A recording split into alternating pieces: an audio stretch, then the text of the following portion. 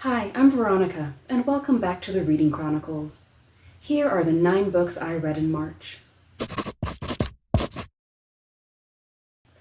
The first book I read is Bradbury Stories, 100 of His Most Celebrated Tales by Ray Bradbury, published in 2003, 888 pages. Ray Bradbury is my favorite writer. I don't know if you can tell here, but almost this entire shelf is Ray Bradbury books, from the beginning to this one here. I do have some multiple copies. I have 2 copies of Dandelion Wine. I have 2 collections of classic stories, and then some of the books that were collected, such as R is for Rocket and A Medicine for Melancholy. I believe that's in one of those collected editions. I also have The Silver Locust, which is the original title for the Martian Chronicles. And I have 2 copies of Fahrenheit 451, one that I read in high school. You can see the yellowing pages. And then one more recently from 2009, when the National Endowment for the Arts did their big read and everyone was reading Fahrenheit 451. One of the things that grinds my gears a bit is when I mention that I love Ray Bradbury and people say, "Oh, has he written anything other than Fahrenheit 451? As you can see from my shelf, he's written a lot. And just by virtue of this book existing, you can tell that he was an extremely prolific writer. So yes, try to read more than the one book you were assigned in high school. That's my advice. What this book shows is that a dystopian future is just one of Bradbury's fortes. I've read some of the stories in this collection already, but some were new to me. Among those I enjoyed were And the Rock Cried Out, about a white couple stuck in Mexico during a war when the white race is being overthrown, and they start to see the end of white supremacy and they feel nervous. The Garbage Collector is about a man, a garbage collector, who loves his job until the day he receives news that the trucks will be outfitted with radios to communicate where bodies can be found and picked up after the fall of the atom bomb. The story Bright Phoenix is about a man who comes to a library for the purpose of burning books on government orders, but he's outsmarted by the workers at the library who have memorized the stories that are at risk of being destroyed. This sounds an awful lot like a precursor to Fahrenheit 451.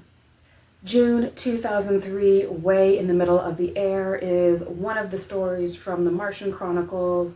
It's one that I really love. It's about Americans in the South getting upset that Black people are getting on rockets and leaving Earth. They are upset that they worked in secret, saying that they should have given their white masters more notice before making their departure. I really like the way Bradbury treats race in this story and some of his other stories as well, and shows how absurd the beliefs of some people are. My favorite story is one from Dandelion Wine, which is my favorite Ray Bradbury book. It has a special space at the front of my Bradbury collection. I need to know where it is because if my apartment were ever on fire, it's the one thing I would grab. More on why in a video to come. So this story is called The Swan, and it is about 31-year-old Bill Forrester who meets 95-year-old Helen Loomis, the former catching the latter's eye with his odd order of lime vanilla ice in a soda shop. So I'll read a quote from it. One thing to note is, despite my self-proclaimed dislike of romance stories, this is about love between the two people. So the two meet and start to spend time together and fall in love, but know that their ages make a true romance or a spending of their lives together difficult, if not impossible. So Helen says to Bill, "Perhaps there will be another time. Time is so strange, and life is twice as strange. The cogs miss, the wheels turn, and lives interlace too early or too late. I live too long, that much is certain. And you were born either too early or too late. It was a terrible bit of timing, but perhaps I am being punished for being a silly girl. Anyway, the next spin around, wheels might function right again. Meantime, you must find a nice girl and be married and be happy. But you must promise me one thing." That one thing is that Bill must not live too long, in hopes that when they come back around again on this earth, those cogs will meet up and they will be at the right ages for them to fully enjoy their love. I guess I'm not as anti-romance as I claim to be. I didn't love every single story in this book. That's to be expected with a collection of this size, so I gave it 4.5 stars. The next book I read was Death of the Author by Nnedi Okorafor, published in 2025, 435 pages. I've tried to read 2 of Okorafor's books before, and they just didn't jive with me, but given all the fanfare about her new release, I thought I'd try again. This novel follows Zelu Onyenezi Onyedeli, a Nigerian-American writer who is paraplegic due to a childhood accident. At the beginning of the novel, she's not in a good place. She's just been fired from her teaching job, she's seeing little success from her first book, and she finds herself alone in a hotel room after her sister's wedding, and that's when she begins to write a sci-fi novel about rusted robots. This catapults her to what could be described as overnight fame. Her agent loves it and offers her a deal for a trilogy. It gets made into a major motion picture, and people start writing fan fiction about it. Still, Zelu has to deal with a fair amount of judgment from her family, all 5 of her siblings, and her parents, who encourage her to take a nice office job instead. When the movie version of her book comes out, the setting has been changed from Nigeria to the US, and the characters all sport highly Americanized names. Both her publisher and her fans are hounding her for the next book in the trilogy, which she is long overdue in delivering. And it doesn't take long for Zelu to get canceled on social media, to be called out for representing disability in a way that they perceive to be wrong. These are problems that authors no doubt face, and while her acknowledgement section indicates that she's not writing about herself in this novel, Zelu is not her, it's hard to believe that some of the complaints were not born of Okorafor's own personal experience and her desire to call out these problems. The book is told in a series of interviews with her family members, as well as interspersed with sections from her novel, Rusted Robots. I found the novel within a novel sections a bit harder to get through. While I'm a fan of sci-fi, I prefer those stories that take reality and move it just a little bit to the left. Something that's a bit more realistic, like the stories of Ted Chiang. I'm less interested in reading about an entirely new world, which is what we get in Rusted Robots. While there are some clear allusions between the main character in Rusted Robots and Zelu, I couldn't get into a story about AI annihilation or the disembodied being that co-inhabits the humanoid robot who shares a body with Zelu's protagonist. I realize that didn't make sense, but it's a little bit hard to describe exactly what's going on in the novel. Some parts of Okorafor's novel feel rushed, particularly at the end, and Okorafor leans on a widely used plot device that I'm just not a fan of. I realize she's using it in a way that's different from how it's normally used, but it's still there, and I still didn't like it.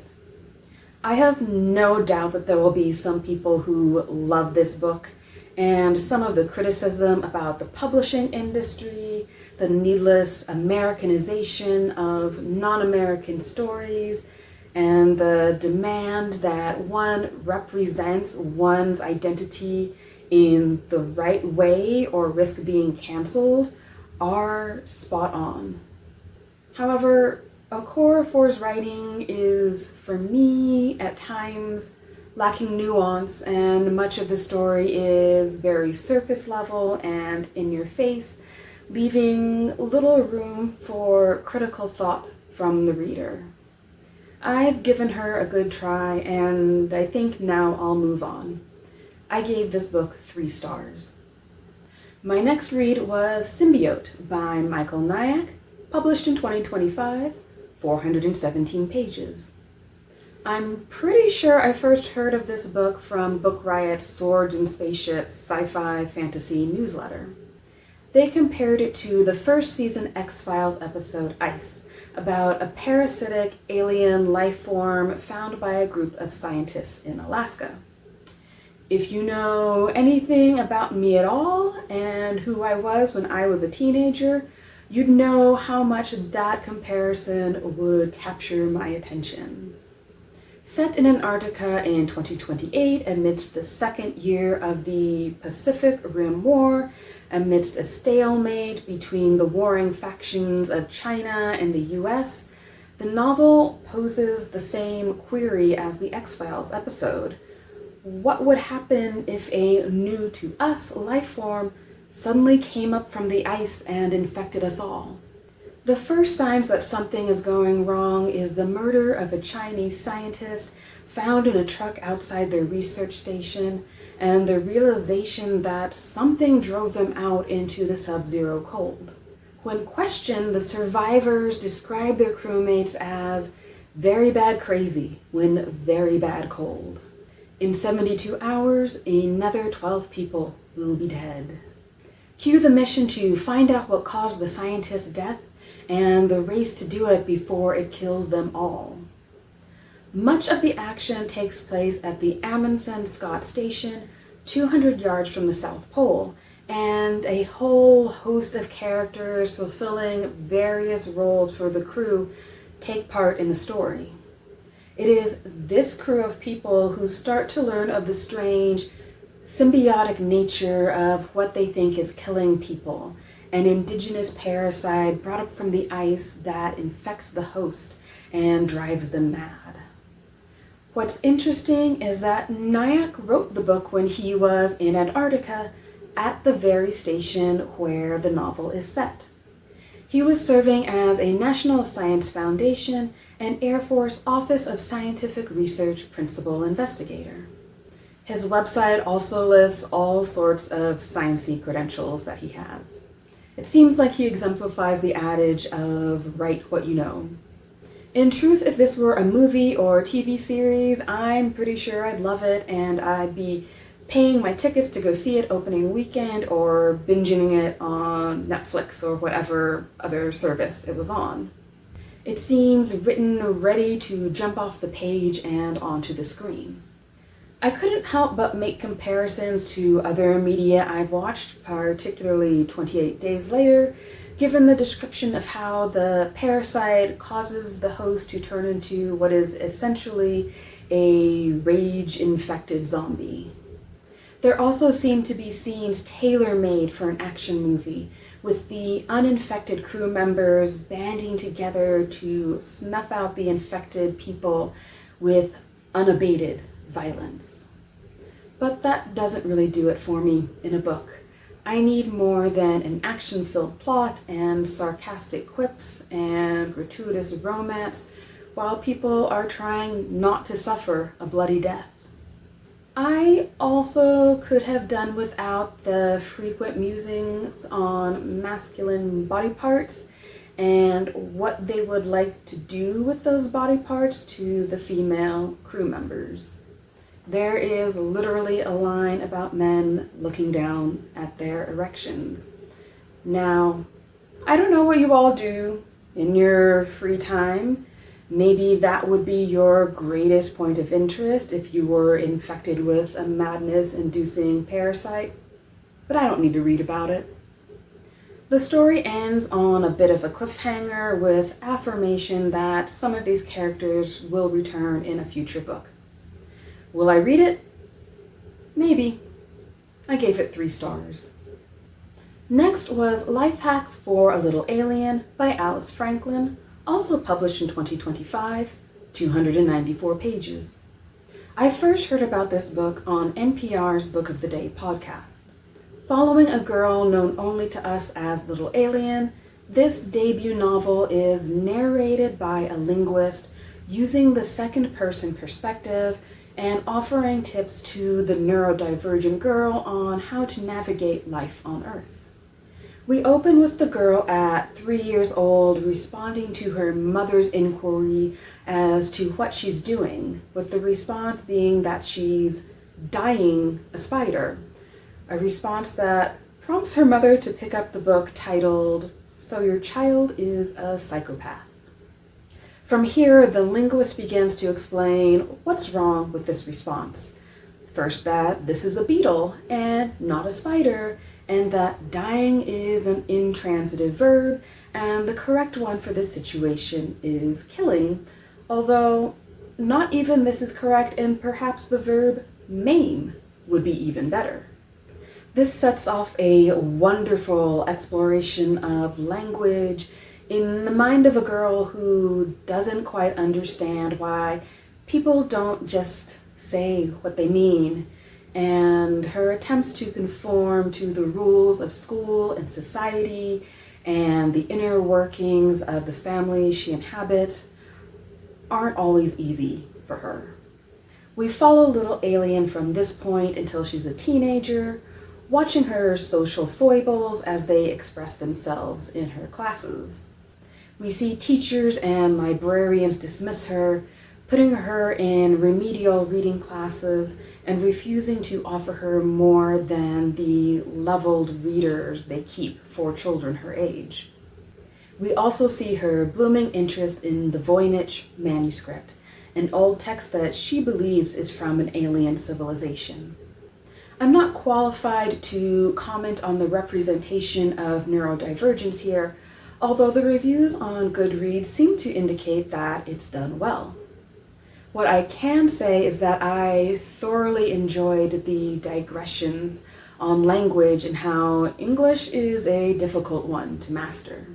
As a teacher of English to speakers of other languages, I could feel many of my students' struggles present on the page, starting right from the beginning with musings on how goed and eated are much more logical past tense forms of the verbs go and eat than their actual past tense forms went and ate. Although, unlike the linguist who is a staunch descriptivist, I will never get behind the use of the word literally to mean figuratively. This is a hill I'm willing to die on. In her interview with NPR in response to a question about the use of the second person, Franklin says that besides finding it easy to write from this perspective, she wanted the reader to experience empathy for the protagonist as much as possible. Of the Voynich manuscript, she says it's a medieval codex of an unknown language in an unknown script, and no one's been able to decipher it. And this piques the protagonist's interest because she can see some parallels between this manuscript and her own experiences. People don't really understand her either. She also states that writing Little Alien as an undiagnosed autistic person stems largely from her own experiences of not being diagnosed until adulthood. For neurodivergent readers, she hopes the story will resonate with them. And for neurotypical readers, she hopes it will shed some light on what autism can be like for some people, as well as presenting an entertaining and enjoyable story. As a neurotypical person, I can say she accomplished her goals. I gave the book 5 stars. My next read was The Death of Vivek Oji by Akwaeke Emezi, published in 2020, 245 pages. Since reading Freshwater several years ago, I've wanted to read more of Akwaeke Emezi's work. The way they portrayed gender and mental health in that first novel was like nothing I had ever read before, and it remains a book that I continue to think about, and I recommend to people who I think will be open to reading it. Dealing with similar themes, The Death of Vivek Oji opens with the line, "They burned down the market on the day Vivek Oji died." From there, the objective is to discover what happened on that day, and who or what delivered his body to his parents' door, covered but unclothed, his skull cracked and his foot twisted. The story is told from various viewpoints. Some are from a third-person narrator telling of the lives of Vivek's friends and family. Some are from his cousin Osita, and some are from other friends, while a few are from Vivek himself. We get insight into how his parents met, the fact that Vivek was born on the day his grandmother died, growing up with Osita, and the community of Niger wives, immigrant women who moved to Nigeria to be with their husbands. Vivek's mother, Kavita, belongs to this community, having originally come from India. It's not long before we begin to see that Vivek doesn't quite fit in with the cultural expectations for men. An early paragraph asks us to picture the boy shirtless, placing his mother's necklaces against his chest, draping them over his silver chain, clipping his ears with gold earrings, his hair tumbling over his shoulders. He looks like a bride, half naked, partially undressed. This becomes one of the central conflicts of the novel, not just as it relates to Vivek and how he does or does not portray masculinity. His long hair and his young adulthood becomes an issue of contention in his family, but also the fear of anything straying from staunch heterosexuality. This is also seen in the way men blame their wives for failing to birth them sons, and in the firm belief that Vivek cannot go out into the world the way he wishes, or he will incite violence in others. Throughout the story, it becomes clear that there is a secret that Osita and Vivek's friends are hiding from his parents. This is used as a way to hold the reader in suspense, to keep them reading, to find out the terrible thing they know about him that his parents do not. I became somewhat annoyed with this tactic because it seemed pretty obvious what the secret was and why they were hiding it. And I wasn't wrong, but I also wasn't expecting that this wasn't the real secret of the story. It wasn't what everyone else needed to know about, and it wasn't what only one of the people in the story knew. Because I was so focused on the obvious secret, I admit to being surprised when the story reached its end and all of the pieces came together. Some may find the themes in the story a bit heavy-handed. There's a lot of focus on homophobia and Vivek's parents' fears about him appearing as anything less than masculine according to their culture's beliefs. But I think a lot of us still need to read stories focusing on these themes. While the story does focus on a death, it's right there in the title, and it might be criticized for having the typical bury your gaze trope. I think there are enough fully realized characters in the story who do not subscribe to a heterosexual view of life. They are various sorts of queer and don't fit into any one box. And that exploration really makes stories like these valuable. In all, I still think it's an important story, and while it won't live rent-free in my mind the way Freshwater does, Emezi was ultimately successful in subverting my expectations and keeping me engaged to find out how we ended up with the novel's opening scene. I gave it 4 stars. Next, I read Disclaimer by Renée Knight, published in 2015, 336 pages. I originally heard of this book when I was listening to an episode of NPR's Pop Culture Happy Hour when they were talking about the Apple TV Plus series based on the novel. When they stated that the series was based on a book and the discussion started to get interesting, I stopped the episode and put the book on hold at the library. Disclaimer poses an interesting question. What if the next thriller you read was about you? A book titled The Perfect Stranger mysteriously appears at Catherine Ravenscroft's home, and she's shocked to find that it chronicles an event that happened 20 years in the past, and to which the only witness is dead. Who sent her the book? What do they want from her? And why are they confronting her with this dark secret now? The book is told from 2 perspectives.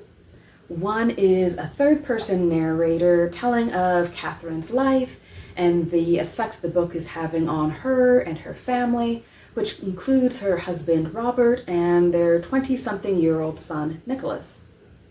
The other is a first-person narration of a man who has become inextricably linked to this event in Catherine's past. What we see is that Catherine will do anything to keep this event a secret, but the truth won't stay in the dark for long.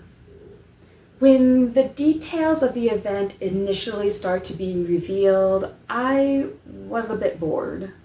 The event seemed to be quite mundane and is something that has been done in countless novels and movies before. However, Knight takes things further and shows that not everything is as it seems on the surface. Large assumptions have been made, and the truth has rested with Catherine since that day, and she's hoped that she would always be able to keep it inside her. Instead of being an ordinary domestic thriller, the book places a spotlight on societal habits of making broad assumptions about women and how harmful that is, not just to women themselves, but to men too. I have more to say, but it's impossible to talk about this book without spoilers. So if you haven't read it and want to maintain the suspense, I'll say that I almost stayed up one night to finish it, which is something I almost never do. I gave it 4 stars, and you can skip ahead to the next timestamp if you don't want to hear more.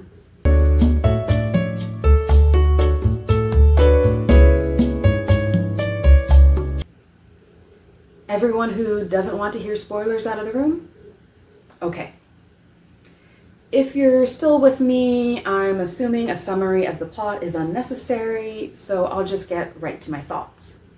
The interesting part about this book is what Knight is trying to say about victims of rape, how they are viewed as complicit in their own attacks, and why they choose not to report the crime. Catherine thought she had protected Nicholas from seeing what was happening by keeping him in the other room of their suite, and that the truth of what happened had died with Jonathan. She didn't think she'd be believed anyway. She had mistakenly left her hotel room key in the door, and no one could have proven that she didn't accept when Jonathan offered to have her sit next to him in the hotel bar. Why didn't she tell her husband about it when the book arrived? Why didn't she tell him when he received his own copy? She didn't think he'd believe her either.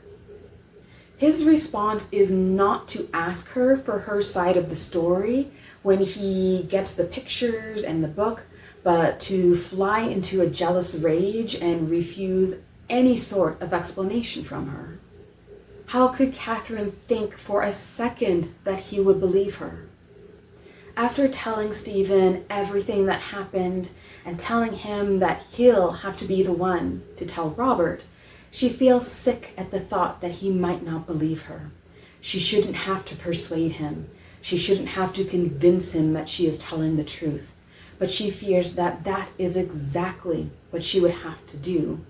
His contempt for her is so solid that now he is more likely to believe Stephen Brigstock than her. What's worse is that Robert seems almost relieved to find out that she was raped and not that she had an affair. When he questions why she didn't tell him about the rape, she says that it was too painful, but she really wants him to ask, was it me? Did I stop you?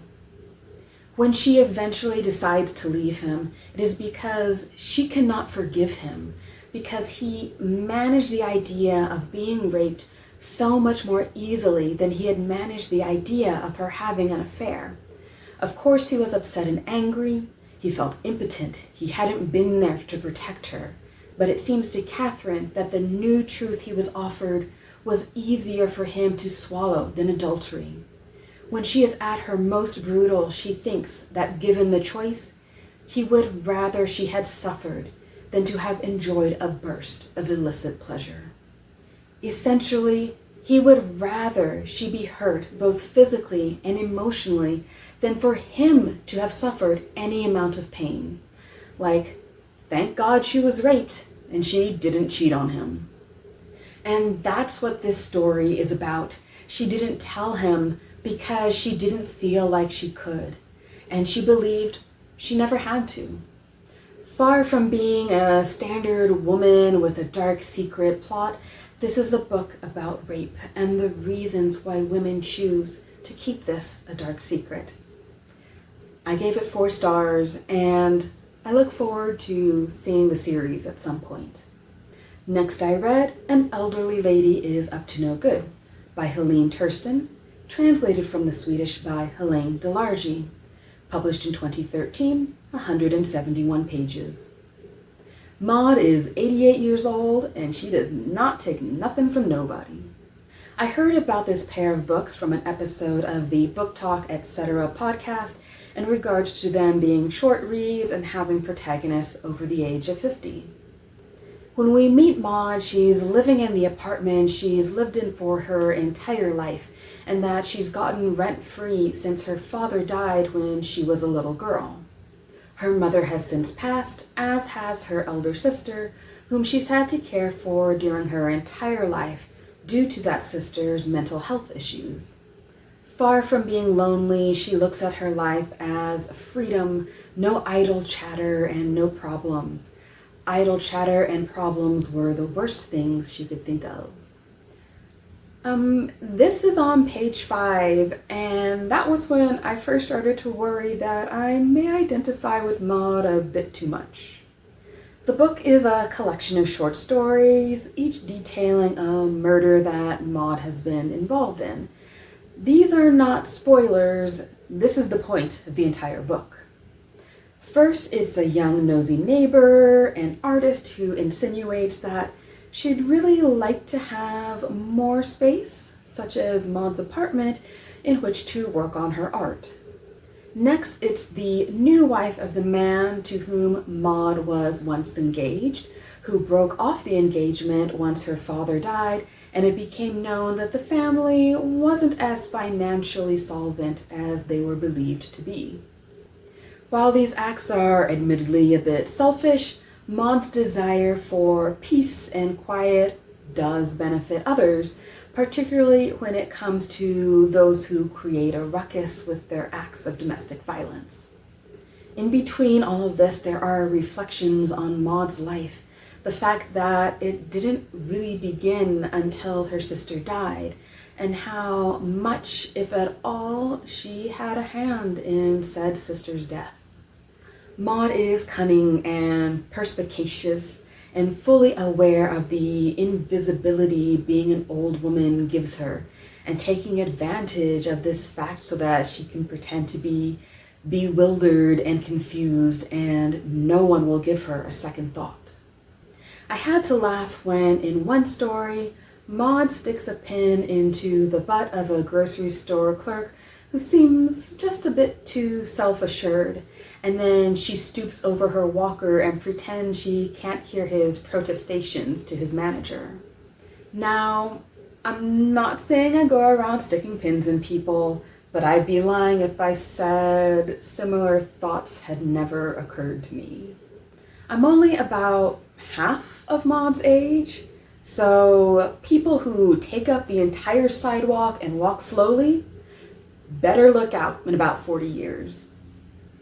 Overall, I found these stories delightful.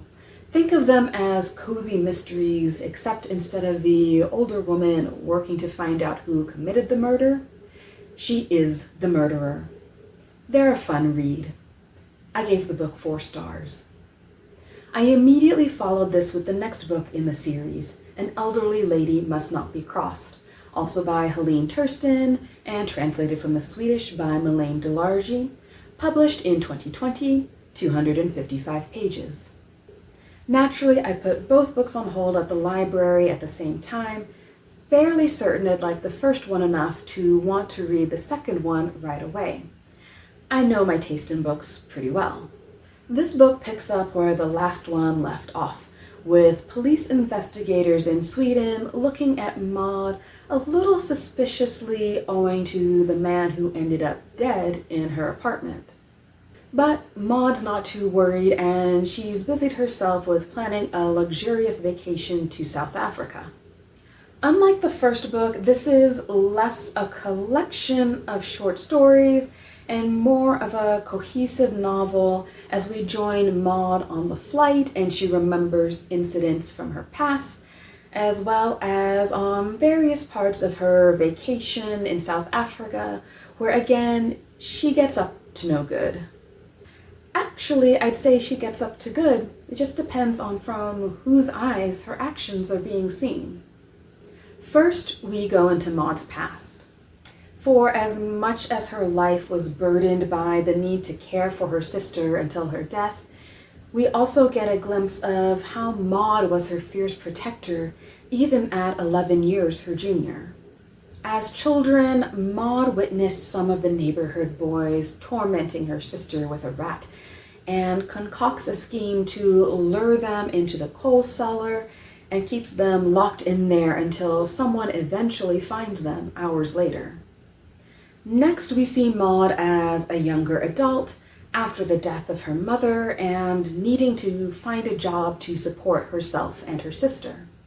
When she takes a role as a temporary languages teacher at a school, she is hopeful that the previous teacher will leave to stay at the university where she's completing her studies, and Maud will be offered a permanent post.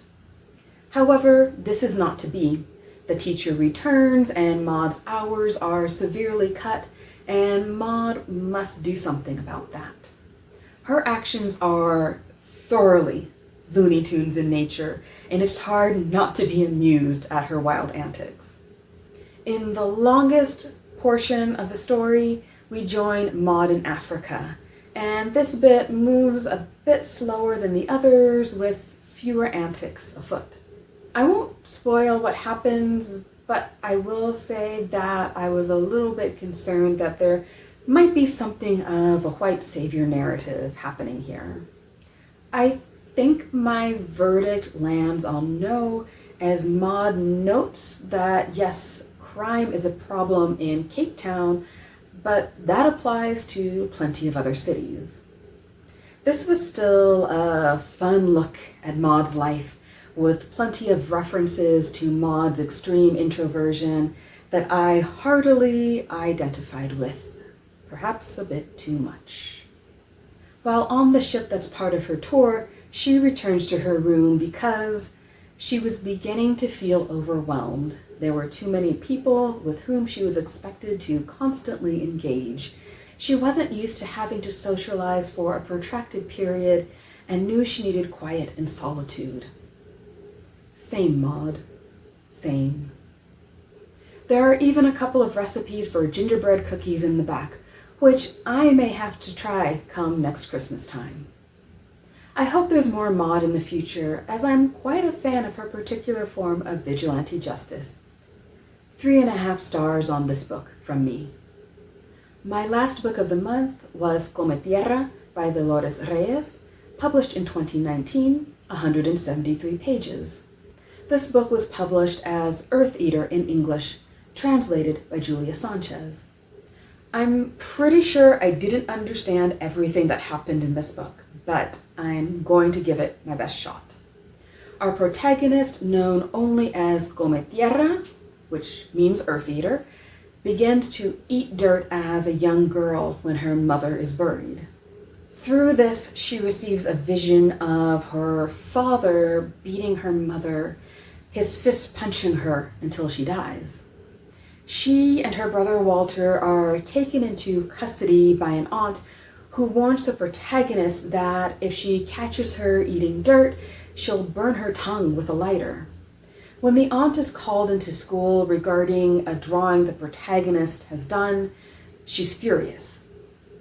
The drawing is of a teacher who has disappeared, and it shows her in a way the protagonist could never have known about. She's portrayed naked with her legs open and her hands tied behind her back under letters that say Corralón Banda. When the teacher's body is found in that exact spot the next day, the aunt leaves and Cometierra and her brother never see her again. We catch up with Cometierra later when she is still eating dirt, but this time it's for others who want to talk, others who have already left. She has the supernatural gift of seeing those who have died, seeing how they have died, and bringing some resolution to the people searching for their missing loved ones. Sometimes she also brings justice to those who have committed crimes. That's all well and good, and we follow some of the cases brought to Cometierra, including one in which the woman she sees is still alive, and all efforts have to be made to find her before anything else happens to her. But there were some parts of the story that confused me or felt unnecessary. For example, there's a scene about playing PlayStation with her brother and his friends, whose purpose I didn't understand, other than setting up the fact that she and one of the friends are romantically interested in each other. There are also a couple of really superfluous sex scenes. Call me a prude or whatever, but I don't really like reading about sex in a story unless it's there for a purpose. They add something to the story, and these scenes did not. All they did was make me wrinkle my face in a weird way when I was reading them in a coffee shop. I also didn't fully understand the climax of the novel that ended up with the character dead, who I hadn't even realized was part of that scene. And I didn't understand, literally speaking, why they had to die. Part of this may have had to do with my Spanish. I could tell there was a lot of slang and regional words used, and I even had to ask one of my Spanish-speaking students to help me with a word that didn't appear in the dictionary. I could kind of tell from the context what it meant, and I was right, but knowing that there was that slang there means that there was probably some parts of the novel that I didn't fully understand. But when I looked at the Goodreads reviews, I saw that I wasn't alone in feeling that the novel was lacking in some way. Overall, the story seemed to move rapidly in a way that left many of the ideas less developed than I would have liked. more focus on the visions that Cometierra experiences and the problems of violence against women in Argentina, where the story is set, could have made for a more compelling novel. I really wanted to like this, but I was left wondering where everything ended up by the novel's finale, both in terms of the characters and what the author wanted to say about the very serious issue of femicide in Latin America. I gave the book 3 stars. What did you read this month? Which books stood out and which ones failed to live up to your expectations? Let me know in the comments. That's all from me today. I hope you read well.